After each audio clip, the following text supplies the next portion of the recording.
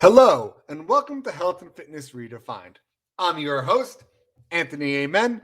Join me today as we take a dive into the world of health and fitness, where we learn to overcome adversity, to pick back versus fiction, and see health and fitness in a whole new light. I love bringing on dietitians. I just believe their scope of knowledge is amazing, and anyone can use it.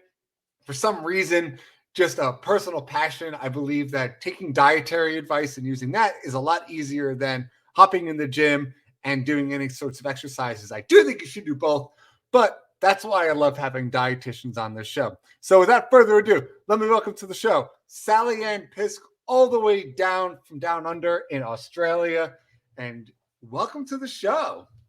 Oh, hi, Anthony. It's really wonderful to be here. Thank you. I'm looking forward to it. I really appreciate it. And just so my audience knows, she's recording this right now at like 5 a.m. her time. So thank you for hopping on and doing the show with us today. You're most welcome. I'd love to spread the news of health and wellness. So looking forward to exploring nutrition and how we go about changing the way we eat. Yeah, exactly. But before we do that, let's talk a little bit about you. Why did you become a dietitian, and how did you get to where you are today? Walk us through that story. Oh, wow. How long have you got? I'll be very brief. I was a teenager struggling with my own health and fitness and weight. And at that time, I probably could have, gone into exercise or psychology looking back, but I chose nutrition.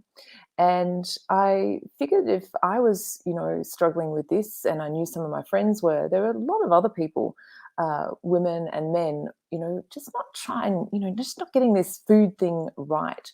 And having grown up in a traditional Australian family, I think this is worldwide, it's not just Australia, you see a lot of, adults on diets, and you just sort of think, oh, this is the way that you have to eat, once you're an adult. And that was kind of my beginning, and, went into nutrition, loved it, didn't realize, obviously, at the time that, like a lot of young women, I was a very restricted, restrained eater because of the dieting background, even though I had now 4 years of experience and knowledge in terms of learning about the science of nutrition and health. And then still just going along, eating in quite a restrained way, not realizing this was not a natural way of eating or the way that I needed to eat for the rest of my life. Then I'd started work, noticed that, sure, I can give people nutrition and health advice, but they don't necessarily follow it. And it's not because they don't want to, it's because it's just really hard sometimes to go from what you're doing now and doing something new. So this was a little bit of an inkling of where I was going to end up in my career. And at that time, my brother died suddenly, and I went through a grieving process, which was quite natural. But to help deal with that grief, I started a comfort eating habit. And then I realized through talking to a friend who's also a dietitian that I'd come from a place of being a restrained eater, and then all of a sudden I'm overeating and having this comfort eating habit. And so this is where I've ended up today, in a nutshell, is working with ladies who are on both ends of that eating spectrum and helping them come to peace with themselves and food and eating in a more mindful way for them. So my business is called Eating for You, because that's what I help ladies do, find out how to nourish themselves. I love a couple points you referenced there, and I just want to talk about how all this is relevant in one. You mentioned how, diet and people get lost, confused, and think they need to follow these certain fad diets, and just because their friend's doing it and their friend lost weight, now they need to go try it, and they get convinced of this idea that this is the way to go. And you really saw it, if you just want to, for me, like a personal reference, we did an episode, it was about an hour long, on the keto diet, and you guys can click above and follow that link there. But that is our most viewed episode Mm. Think about that for a second. The one we did on the keto diet is our most viewed episode by far. And Yeah. it's little things like that that shows me how much people are searching about it and how they think they need to go into these more of a fad diets. And we've talked previously on the show about how diets don't work, but it's better just to eat whole foods and focus on what you like to eat and changing there. So I love that. And another thing you mentioned I really liked was the accountability for yourself, where you were telling other people to do something, but you weren't following it. It's kind of like do as I say, not as I do mentality. And then you put that together, and then you really saw from within that how much it actually helped people. And we'd struggle with the same thing as trainers, where we're telling people to come to the gym 5 days a week and work out and do this, and then we're not following along. So that's why it's important for myself and my trainers to make sure that part of the job is to take care of yourself and do as a practice as you preach kind of mentality. So then you can help others continue on the journey. So thank you for that. I know there's a lot, but I really appreciate just the honesty. I want to talk a little bit specific. We'll start at an outward approach and work our way in. But you mentioned helping women eat better. Why specifically women? What got you into that? And what's different about nutrition for a female as opposed to a male? Um, Good question. And in many ways, there's not a lot of difference.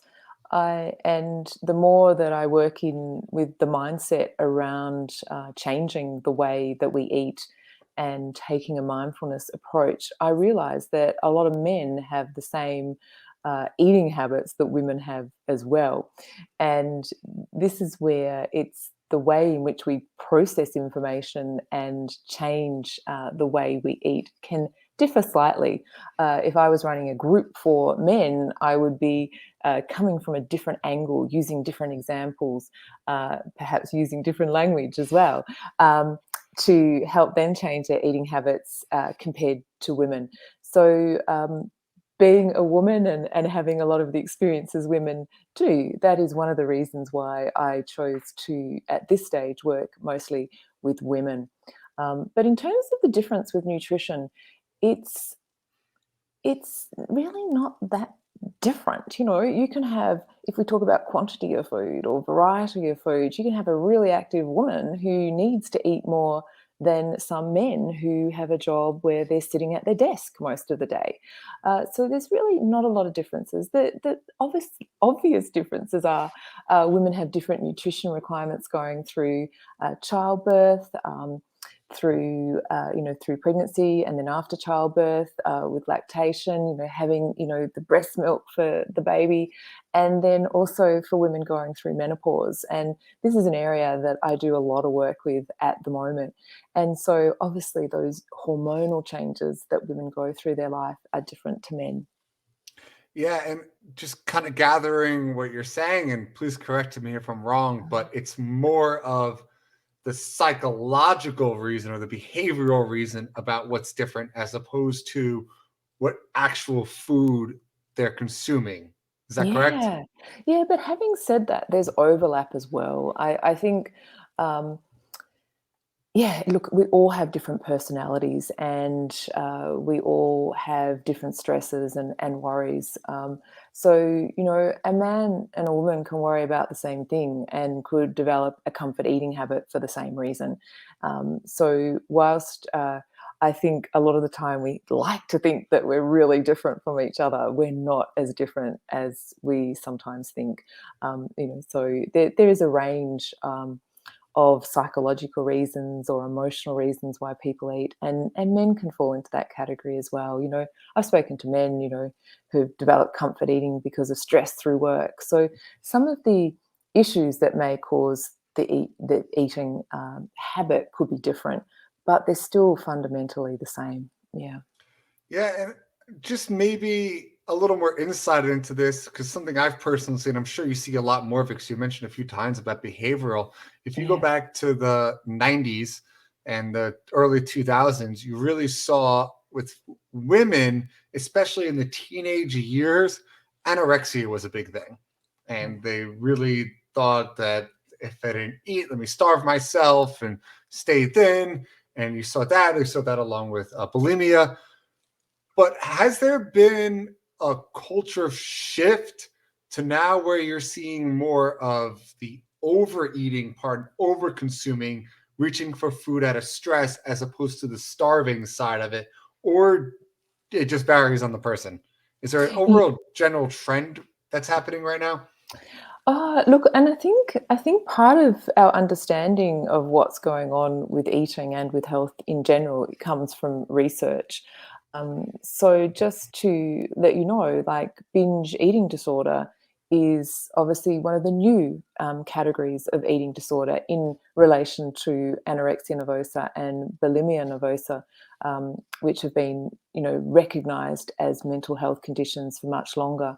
So part of our knowledge is understanding these different, psychological mental health conditions around food when we're talking about eating disorders. So we learn more, and there's also, a category of disordered eating, which doesn't really actually fit into any of the other eating disorders. So on that extreme end of eating, we've got a little bit more information. But then there's everybody else who has a comfort eating habit but doesn't realize that that's what's standing in their way. And that's quite different to having a diagnosed eating disorder. So two things: I think it's our understanding of eating behaviors, but also on an individual level, our own understanding and awareness of what's happening with food. And whilst I am so passionate about nutrition science and food and also Eastern nutrition, I know that for most people that you're probably seeing in the gym that have struggled with food, it's not actually about their food, it's about their relationship with food that's gone astray. I'm going to ask you a really hard question. Oh, I'm great. just going to preface you for it. Mm, And I want an honest answer off of this. mm, And there isn't an answer, but mm, what you saw, and I kind of prefaced it a little bit, where under eating was a lot popular as opposed to overeating. Now, mm, a lot of that relates to culturally what's going on in society, where they were saying that the skinny Barbie mentality and the models and the constant exposure to that made women think that they need to be that thin. So now companies went to the opposite extreme, saying it's okay to be overweight, it's okay to be mm. even obese in some aspects of that I've seen. So women, or just a population in general, but I want to keep it to women specifically, Yeah. I find it more as a cultural norm that it's okay to be 50, 100 pounds overweight because now culture has accepted it. What what do you think's going on? Is this healthy in a sense? And I know, like I said, it's a hard question, but Mm. do the best you can do on it. Yeah, no, no, I think it's a really great question.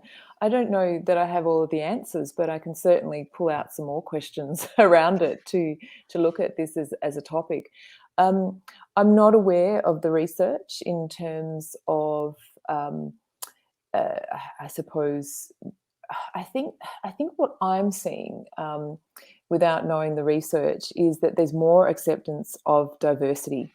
And in Australia, for example, we're not seeing so much a push to it being acceptable to be a different, shape or size. In fact, we just had a documentary recently on diversity in our country overall, and one of the issues of diversity was, body shape and size. So I think overall in Australia, and from what I can see on international social media at least, there is still a grappling with, well, what is acceptable with weight? And there's been a big push with, health at every size movements, and also an understanding from an Eastern perspective. And this is why, in my own journey and developing Eating for You, I really gravitated to Ayurveda because they talk about this particular topic beautifully in terms of us all being born into a different body shape, and how each of the body shapes, whether we're very, slender, or, more muscular, sort of medium build but muscular, or more strong build, stocky build, or voluptuous. They're different body shapes. And I know my own struggle, and you mentioned this, is, say when I was growing up, it was all about being thin.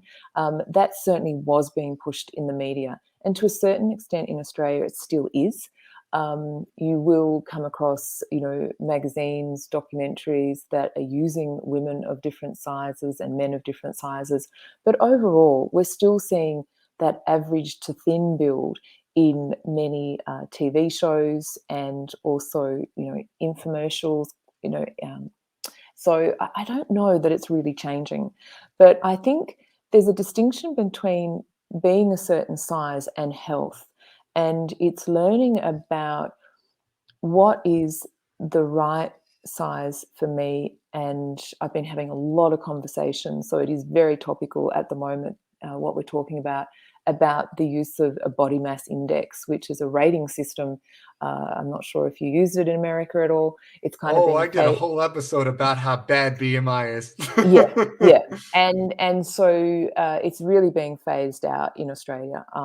But, a lot of ladies are saying, I was just trying to fit into, that 20 to 25, and it was just never going to work for me.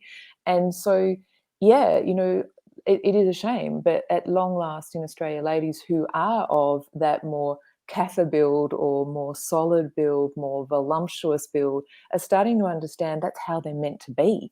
And this is where, you're quite right. It's what we're being portrayed as young people as what's normal, acceptable, healthy even.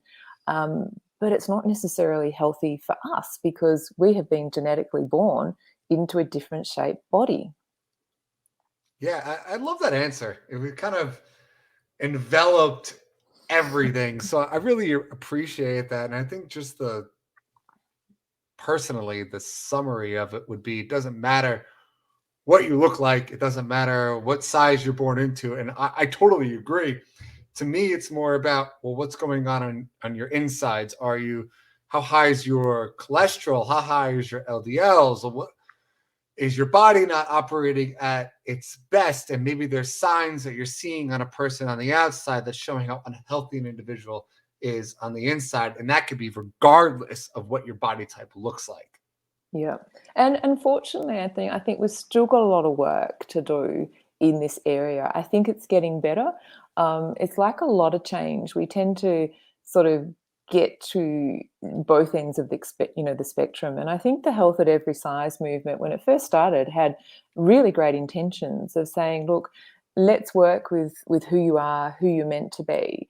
But in some ways it got portrayed it didn't matter what size you were, either very thin or very overweight, as it's all about health. But for some people, being very thin or being very overweight is not healthy.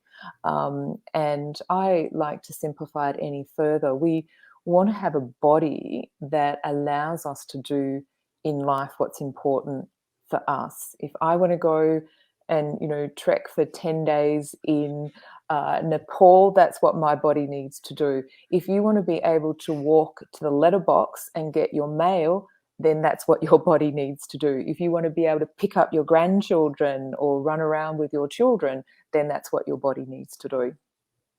Yeah, and I really appreciate it. And I want to move on to a little more specific topics about women's health and nutrition. But first, we're just going to grab a quick word from our sponsor. Stay tuned and we'll be right back. Thank you to our sponsor, Hydronique Hydration Electrolyte Powder Drink Packets. Started in the midst of the pandemic, the founder of Hydronique Hydration, a frontline healthcare worker, started developing constant headaches.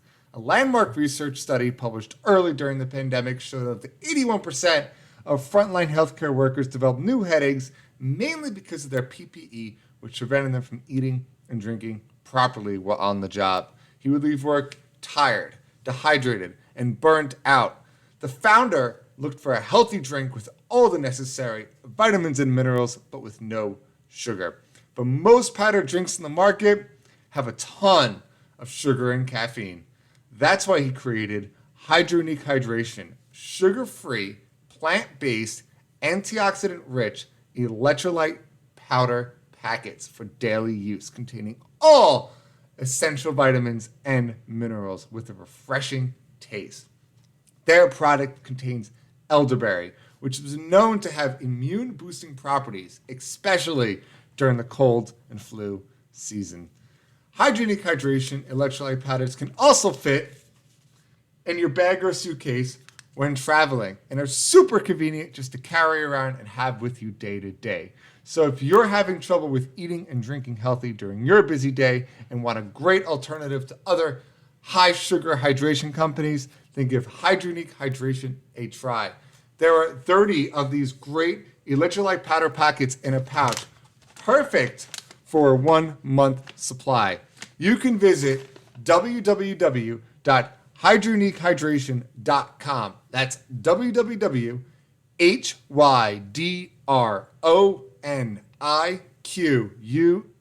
hydration.com.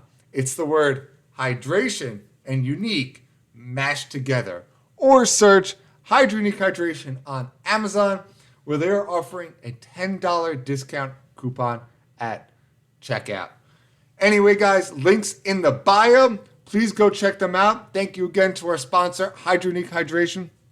I drink these packets almost every single day. They also have a ton of great vitamins and nutrients in them, including vitamin C, the elderberry mentioned, magnesium, and zinc. So even if you have a little night out with too many drinks, or you had a really good workout, because I hope that's the reason, grab one of these packets today, pick it up. Now back to the show. Hello, everybody, and welcome back. We have Sallyanne Pisk giving us information all about women's health and nutrition. So let's continue on over, and I really want to just broad spectrum menopause, because it's something you mentioned. We did a really great episode on menopause and how, as a woman, your body is hormonally changing. I learned so much from that first episode we did. I was just blown away, because obviously something that's never have to go through.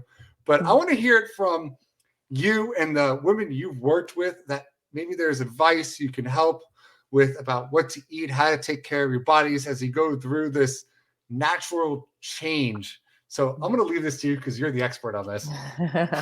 Yeah, lovely. And I'm going to come in from, because I know you have covered off the science and the hormonal side of menopause. So let's just look at from practical things in terms of the stories that I hear from women. And if you're listening and thinking you're not there yet and so forth, this is not something to be concerned about. As Anthony said, this is a transition that women have always gone through. It's nothing new about this. But from a mindfulness perspective, what I found really useful was just noticing the changes that were happening to myself. I've actually transitioned through menopause, and my symptom wasn't a typical one. I was actually experiencing what we call postural hypertension. So when I stood up, quickly, I felt like I was going to pass out. Literally, I didn't, but that's what it felt like. And so I went to the research, and there was one article that talked about women experiencing what's called vasodilation, the enlargement of the blood vessels, and that causing a rapid drop in their blood pressure. And so what I'm saying here is just as you're approaching menopause, even if you are in menopause, just learn to know what your body is telling you. What does your body tell you every day about how you're feeling, how tired you are, how fit you feel, whether, your shoulder feels sore, your foot feels sore, whether you feel dizzy, anything that your body's telling you, it's important, because when you start going through the transition, you will notice that your body isn't feeling the same. And it's certainly true. Some days you wake up and think, I don't know whose body I am in today, but let's see what we can do with it today.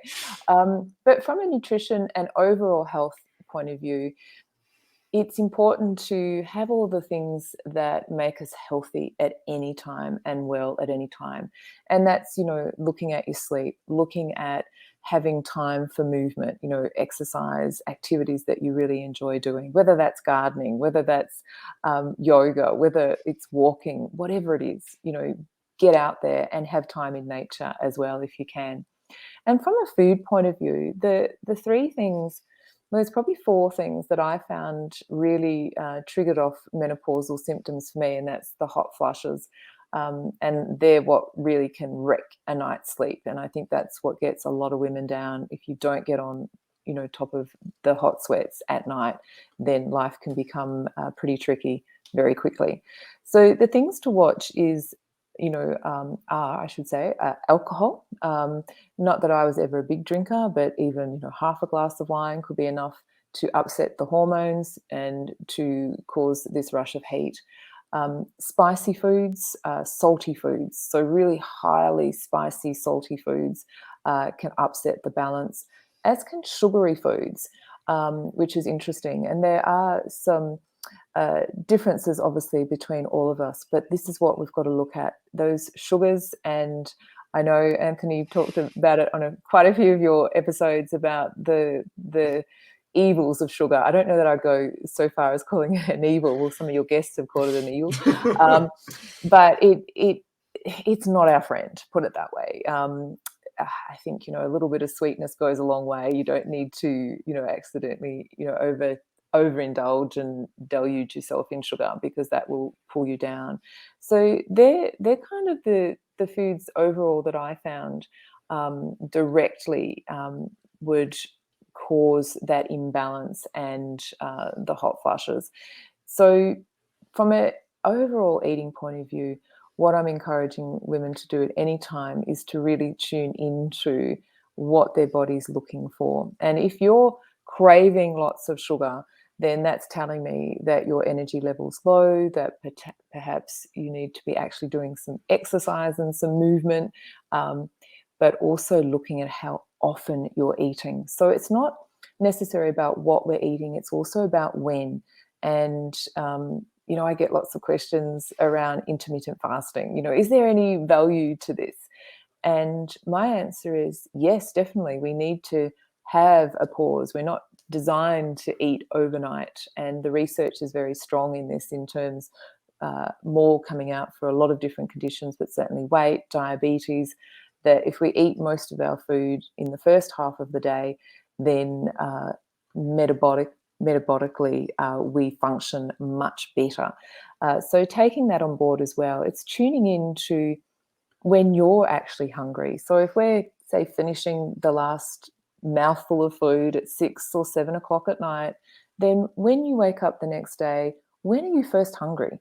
And tuning in with that. And that helps so much with our energy metabolism if we can do that.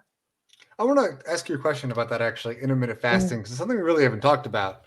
So mm, just specifically as it maybe relates to menopause, or just in general for mm, health advice, you said, I guess it's overall a good thing because it keeps you in tune in the line about when you're eating. But I guess more specifically was, how long of a pause should you mm. take? And is there a certain time of day you should take this pause? Because I will give you my personal advice, where I have clients that do their eating pause from dinner until lunch.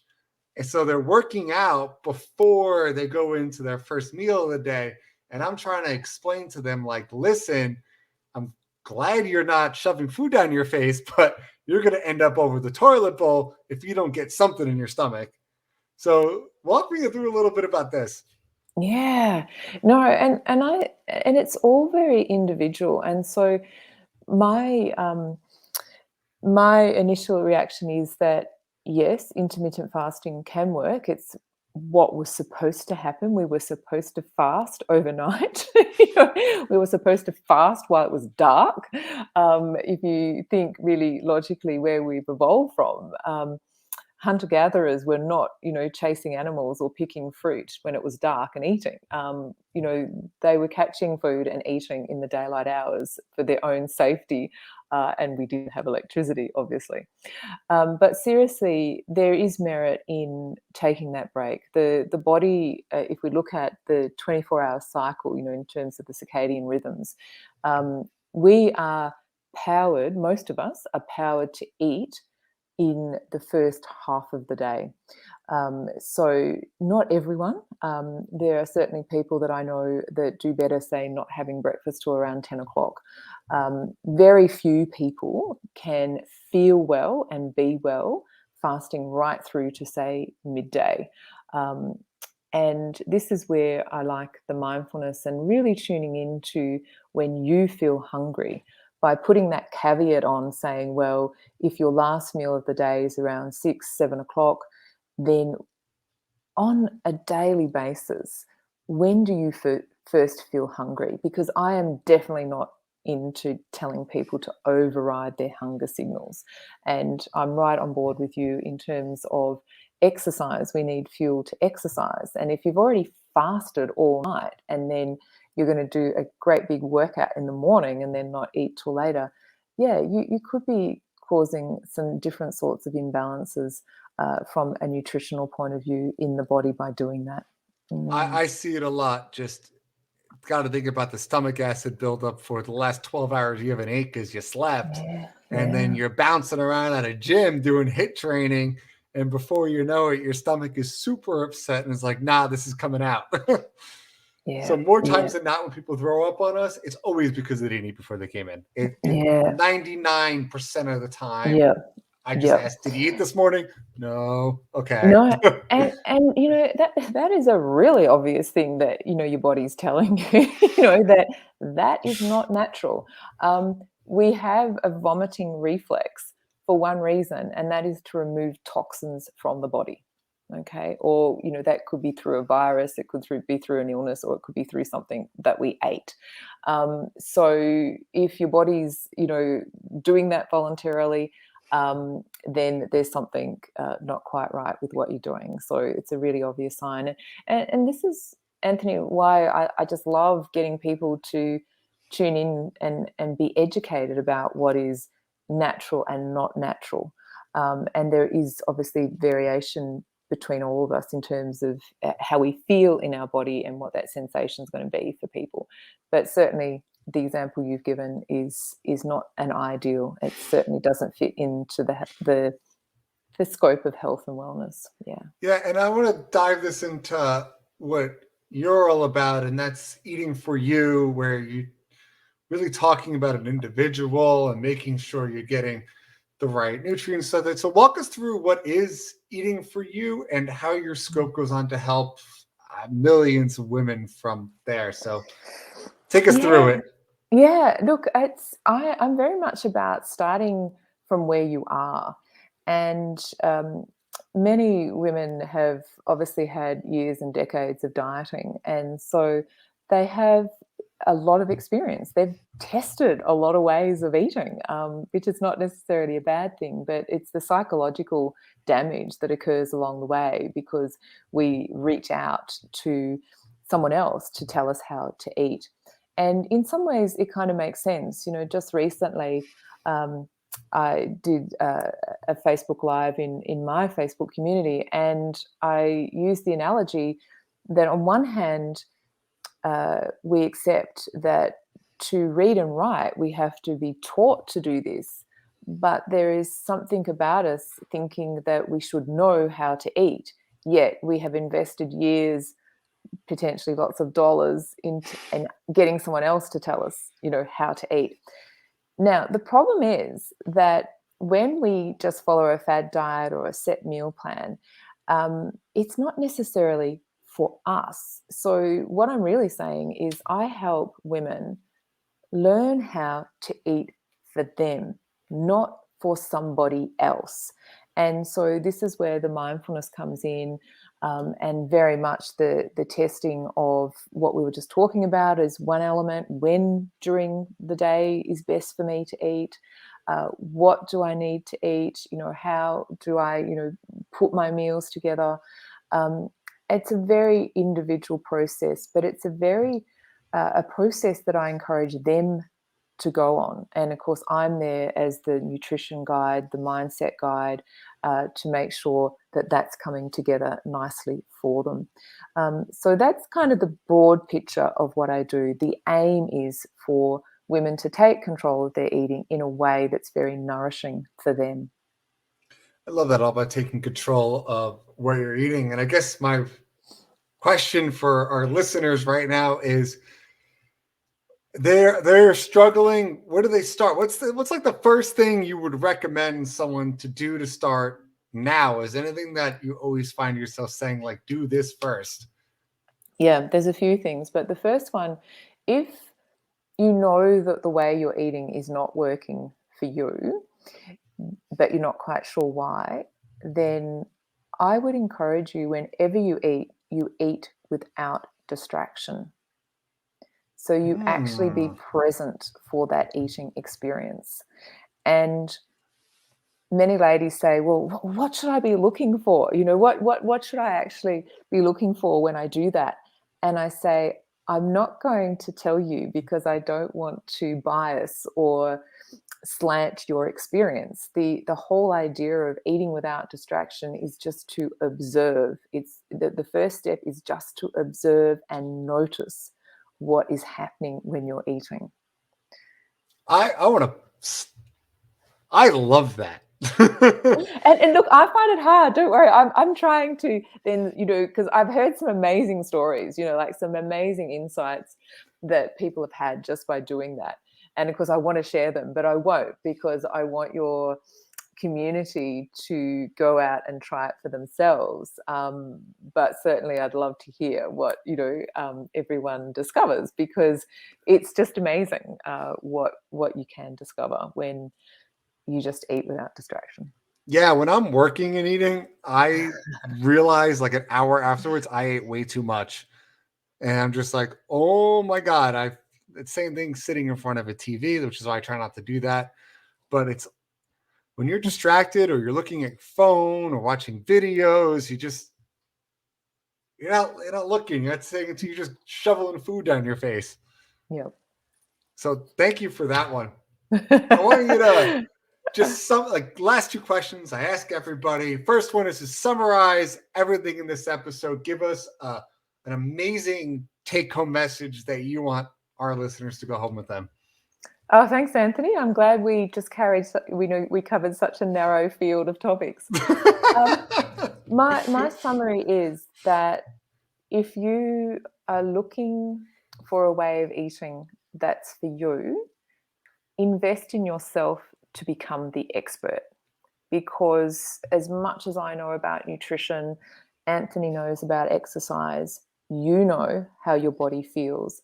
And I would invest in finding out what it feels like when it feels well, and also when it feels sick. So you've got that comparison, and you can do different things with your exercise, different things with what you're eating, different things with your sleep, different things with your mindset, to stay closer to feeling well and away from feeling sick. And this is why I love having dietitians on. Great answer. The second question is, where can people find you, get a hold of you, and all the good stuff? Go for it. Yeah, thanks. My website is Eating for You, and that's in full words, eatingforyou.com.au. If you have a situation where you're thinking, yeah, I really want to get this on board, and maybe it is my mindset, maybe I do have some thoughts about diets and eating, then I recommend the Emotional Eating Triggers Checklist, and that can be found at eatingchecklist.com. So that's much simpler to find, eatingchecklist.com. And we'll have that in the show notes too. Mm-hmm. And thank you guys for joining us on this week's episode of Health and Fitness Redefined. Don't forget, hit that subscribe button and join us next week as we dive deeper into this ever-changing field. And remember, fitness is a journey, not a destination. Until next time. For us, we know what it's like to feel unhealthy, depressed, and downright defeated. We want to show others there is a right way, and through fitness, you can do anything you set your mind to. Fitness can give you that motivation, confidence, energy you need to bridge that mental gap and prevent you from missing important life events. We understand it's about feeling better, living longer, and being good examples for our kids. We understand this because we live it. And for us, that's the redefined difference.